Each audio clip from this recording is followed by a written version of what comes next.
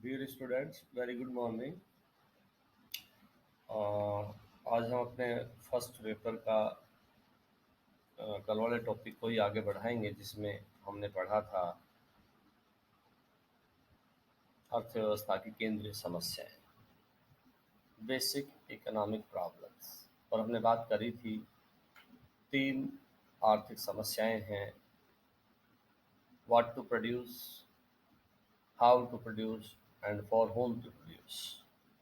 यानी क्या उत्पादन करें, उत्पादन की मात्रा कितनी हो, उत्पादन कैसे किया जाए, कौन सी तकनीकी काम में ली जाए, और उत्पादन किन के लिए किया जाए, किन वर्गों के लिए उत्पादन का अ, उद्देश्य होना चाहिए। तो हमने बात करी थी कि हर अर्थव्यवस्था, चाहे वो बाजारवादी अर्थव्यवस्था हो, जिसे पूंजीवादी अर्थव्यवस्था भी कहते हैं, चाहे वो समाजवादी अर्थव्यवस्था हो, चाहे मिश्रित अर्थव्यवस्था हो, ऐसी अर्थव्यवस्थाओं में हर आर्थिक समस्या का समाधान उस अर्थव्यवस्था की प्रकृति, उसका स्वरूप और देश में उपलब्ध संसाधनों के आधार पर किया जाता है। जिसमें आज हम देखेंगे कि बाजारवादी अर्थव्यवस्था में इस समस्या का समाधान कैसे किया जाता है। आपको मालूम है कि बाजारवादी अर्थव्यवस्था का मतलब पूंजीवादी अर्थव्यवस्था से है, ऐसी अर्थव्यवस्था से है जिसमें सभी निर्णय उपभोक्ता को ध्यान में रखकर के लिए जाते हैं। सभी उत्पादन संबंधी निर्णय अधिकतम लाभ कमाने की भावना से प्रेरित होकर के लिए जाते हैं। तो यहाँ पहली समस्या कि क्या उत्पादन किया जाए, इस समस्या के समाधान के लिए बाजारवादी अर्थव्यवस्था अक्सर उन वस्तुओं का उत्पादन करती है जिन वस्तुओं के बेचने से अधिकतम लाभ प्राप्त होता है। जैसा हमने पहले भी चर्चा करी कि इस अर्थव्यवस्था में अधिकतम लाभ की भावना काम करती है। उपभोक्ता की इच्छा, उपभोक्ता की मांग काम करती है। यहाँ सामाजिक लाभ जैसी भावनाएं काम नहीं करती हैं। इसलिए क्या उत्पादन किया जाए, इस बारे में बाजारवादी अर्थव्यवस्था या पूंजीवादी अर्थव्यवस्था उस वस्तु का उत्पादन करने पर अधिक ध्यान देती है जिसके उत्पादन से उसे अधिकतम लाभ प्राप्त हो, जिसे अधिकतम लोग खरीदें। दूसरा, कैसे उत्पादन किया जाए, इसके लिए बाजारवादी अर्थव्यवस्था उस तकनीकी का प्रयोग करती है जिसमें कुशलता अधिकतम होती है, चाहे वो श्रम प्रधान तकनीकी हो, चाहे वो पूंजी प्रधान तकनीकी हो। पूंजीवादी अर्थव्यवस्था केवल और केवल उस तकनीकी का प्रयोग करती है जो अधिकतम उत्पादन में सहयोगी हो, जो अधिकतम उत्पादन प्राप्त करने में कारगर हो और लागत भी न्यूनतम आए। ये दो फैक्टर पूंजीवादी अर्थव्यवस्था ध्यान में रखती है। दोनों तकनीकों में से वह उस तकनीकी का प्रयोग करेगी जहां लागत कम से कम हो, अधिकतम उत्पादन प्राप्त हो, और अधिकतम उत्पादन को अधिकतम लाभ की भावना से बेच करके अपना लाभ सुनिश्चित करती है पूंजीवादी अर्थव्यवस्था। उत्पादन किसके लिए किया जाए, फॉर होम टू प्रोड्यूस। पूंजीवादी अर्थव्यवस्था में उत्पादन उन वर्गों के लिए किया जाता है जिनकी पेइंग कैपेसिटी बहुत अधिक होती है, जो उस उत्पाद की अधिक कीमत देने को तैयार होते हैं, क्योंकि पूंजीवादी अर्थव्यवस्था में लाभ अधिकतम तभी संभव है जब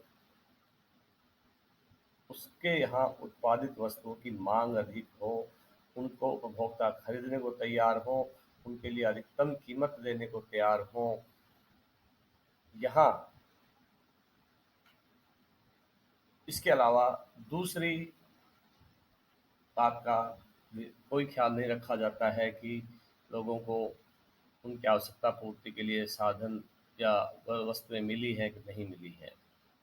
यहाँ सिर्फ और सिर्फ उस धनी वर्ग, उस हाई परचेजिंग पावर वाले वर्गों का ही ध्यान रखा जाता है। उनकी आशा, अपेक्षा और आवश्यकता के अनुसार ही वस्तुओं का उत्पादन होता है। इसके बाद में दूसरी अर्थव्यवस्था है मिश्रित अर्थव्यवस्था। इस अर्थव्यवस्था में इससे पहले हम ले लेते हैं समाजवादी अर्थव्यवस्था, जहाँ साम्यवादी तत्वों का भी बोलबाला रहता है। यहाँ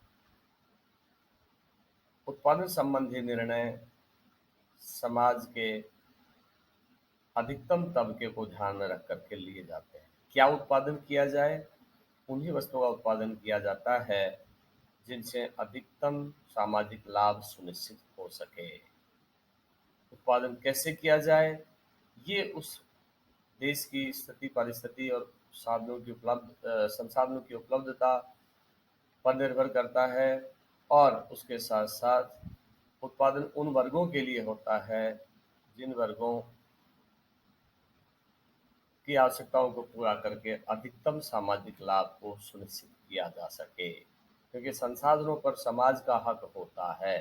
तो ऐसी स्थिति में साम्यवादी और समाजवादी अर्थव्यवस्थाएं अधिकतम सामाजिक लाभ को ध्यान में रख करके वस्तुओं का उत्पादन करती हैं, उन्हीं तकनीकों का इस्तेमाल करती हैं जो देश में उपलब्ध हैं, और उनसे उत्पादन अधिकतम संभव हो सके, सभी वर्गों के लिए संभव हो सके। इसके बाद में तीसरी अर्थव्यवस्था है मिश्रित अर्थव्यवस्था। मिश्रित अर्थव्यवस्था, जैसा कि इसके नाम से जाहिर है, दोनों तरह की अर्थव्यवस्थाओं का मिश्रण होती है। इसमें पूंजीवादी अर्थव्यवस्था की विशेषताएं भी मिलती हैं और समाजवादी अर्थव्यवस्थाओं की विशेषताएं भी इसमें मिलती हैं। इसलिए यहाँ दोनों अर्थव्यवस्थाओं के अनुसार या दोनों अर्थव्यवस्थाओं की प्रकृति के अनुसार निर्णय लिए जाते हैं। यहाँ लाभ अधिकतम करना भी उद्देश्य है और कल्याण को अधिकतम करना भी उद्देश्य है।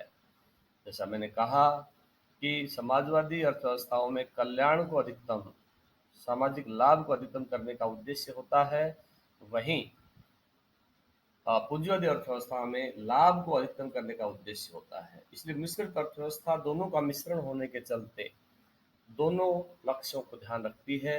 अधिकतम लाभ भी जरूरी है, वहीं अधिकतम कल्याण भी उसका उद्देश्य होता है। इस तरह से यहाँ किन वस्तुओं का उत्पादन किया जाए? यहाँ उन वस्तुओं का उत्पादन होता है जहाँ समाज के उस तबके जो जिनकी अफोर्डेबिलिटी नहीं है, जिनके पास क्रय शक्ति बहुत कम है, जो गरीब तबका है, अधिसंख्य तबका निर्धनता के आसपास या निर्धनता में जीवन व्यतीत करता है, तो उन लोगों के लिए वस्तुओं का उत्पादन करना भी आवश्यक है। उनके द्वारा अधिकतम सामाजिक लाभ या अधिकतम सामाजिक कल्याण सुनिश्चित करना ही सरकार का उद्देश्य है। वहीं सरकार उन वर्गों के लिए भी वस्तुओं का उत्पादन करती है जो जिनकी क्रय शक्ति क्षमता अधिक होती है, जिनकी अफोर्डेबिलिटी अधिक होती है, जो खरीद सकने की सामर्थ्य रखते हैं, और उससे अर्थव्यवस्था में अधिकतम लाभ भी संभव होता है। उत्पादन कैसे किया जाए? भारत जैसे देश जहाँ पर मिश्रित अर्थव्यवस्था का मॉडल काम करता है, यहाँ दोनों तकनीकों को काम में लिया जाता है, लेकिन चूंकि हमारे यहाँ जनसंख्या की अधिकता है, इसलिए जनसंख्या की अधिकता के चलते हमें ये ध्यान रखना होता है कि हम अपने अधिकतम लोगों को रोजगार सुनिश्चित करें, बेरोजगारी ना बढ़े, उनका देश के आर्थिक विकास में योगदान हो। इसलिए सरकार इस तरह की पूंजी प्रधान तकनीकी के स्थान पर श्रम प्रधान तकनीक को तरजीह देती है, प्राथमिकता देती है, ताकि अधिकतम लोगों को रोजगार दिया जा सके। इसलिए मिश्रित अर्थव्यवस्था में उत्पादन कैसे किया जाए, यह श्रम प्रधान तकनीक पर आधारित होता है। यद्यपि पूंजी प्रधान तकनीकी को इग्नोर नहीं किया जाता है, लेकिन प्राथमिकता श्रम प्रधान तकनीकी को दी जाती है। और उत्पादन किनके लिए किया जाए, इसके लिए मिश्रित अर्थव्यवस्था में सामंजस्य बिठा करके सभी वर्गों के हितों को ध्यान में रखा जाता है। गरीब वर्ग के लिए भी वस्तुओं का उत्पादन होता है, साधनों का संग्रहण होता है, साधनों का बंटवारा होता है, उनके आवश्यकताओं की पूर्ति के लिए भी वस्तुएं उत्पादित होती हैं। वहीं धनी वर्ग जो खरीद सकने की क्षमता से जिनमें खरीदने की क्षमता है, ऐसे लोगों के लिए भी वस्तुओं का उत्पादन होता है। इस तरह से कहने का तात्पर्य केंद्रीय आर्थिक समस्याएं सभी अर्थव्यवस्थाओं को उनका सामना करना पड़ता है। अर्थव्यवस्था की प्रकृति, अर्थव्यवस्था का स्वरूप, अर्थव्यवस्था का प्रकार, ये सब तत्व ये तय करते हैं कि वह अर्थव्यवस्था उन समस्याओं का समाधान कैसे करती है। यहाँ 3 केंद्रीय समस्याओं के अलावा कुछ और समस्याएं भी हैं, जिन्हें अक्सर आर्थिक विश्लेषण के दौरान पढ़ा जाता है, जिसमें सैमुअल्सन और प्रोफेसर नॉर्डहाउस के द्वारा बताई हुई समस्याएं भी शामिल हैं।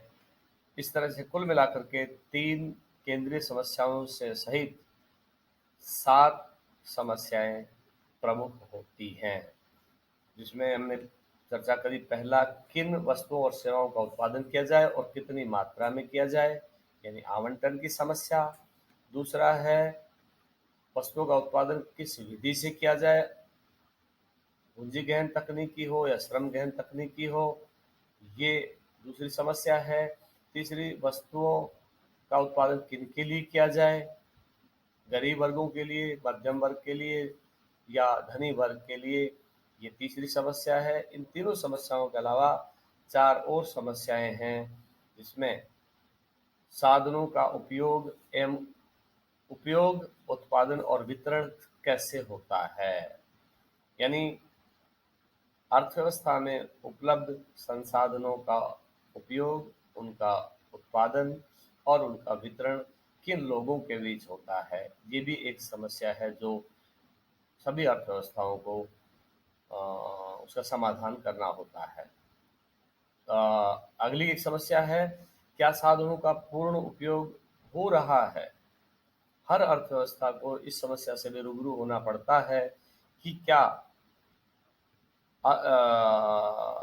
देश में जो उपलब्ध संसाधन हैं, उन संसाधनों का पूर्ण उपयोग हो रहा है कि नहीं, उनका अपूर्ण उपयोग तो नहीं हो रहा है, अंडर यूटिलाइजेशन तो नहीं हो रहा है। ये भी किसी अर्थव्यवस्था सभी अर्थव्यवस्थाओं के समक्ष एक गंभीर प्रश्न होता है। इसके बाद में अगला एक और समस्या है कि क्या मुद्रा की क्रय शक्ति स्थिर है। ये भी सभी अर्थव्यवस्थाओं को अपने अपने हिसाब से सॉल्व करना पड़ता है। यद्यपि मुद्रा की क्रय शक्ति स्थिर होना अनिवार्य नहीं है, लेकिन कुछ फैक्टर्स के चलते, कुछ तत्वों के चलते इसका अर्थव्यवस्थाओं को निदान करना पड़ता है कि यथासंभव मुद्रा की क्रय शक्ति को स्थिर रखा जाए। लेकिन तीनों प्रकार की जो अर्थव्यवस्थाएं हैं, उन अर्थव्यवस्थाओं का अपना अपना तरीका है इस समस्या से समाधान के लिए। और अंतिम है, क्या भारतीय अर्थव्यवस्था में क्या अर्थव्यवस्था में साधनों की उत्पादन क्षमता बढ़ रही है? ये भी अर्थव्यवस्था को तय करना पड़ता है कि जो उपलब्ध संसाधन हैं उनकी उत्पादन क्षमता बढ़ रही है कि नहीं। ये भी इन अर्थव्यवस्थाओं को देखना होता है। इस तरह से कहने का तात्पर्य कि किसी भी अर्थव्यवस्था के समक्ष 3 केंद्रीय समस्याओं के अलावा कुछ अन्य समस्याएं भी हैं जिनका समाधान उन्हें करना पड़ता है। और हम पहले कह चुके हैं कि आर्थिक समस्या उत्पन्न होने के मुख्य रूप से 2 कारण हैं। पहला है कि संसाधनों की सीमितता और इच्छाओं की असीमितता, इच्छाओं का असीमित होना। और इन दोनों के बीच अर्थव्यवस्थाओं को उनके वैकल्पिक प्रयोग वाले संसाधनों के अनुसार तय करना होता है कि वे किन वस्तुओं का उत्पादन करेंगी, कैसे उत्पादन करेंगी और किन के लिए उत्पादन करेंगी। इतना आज के लिए इतना ही। बहुत बहुत धन्यवाद।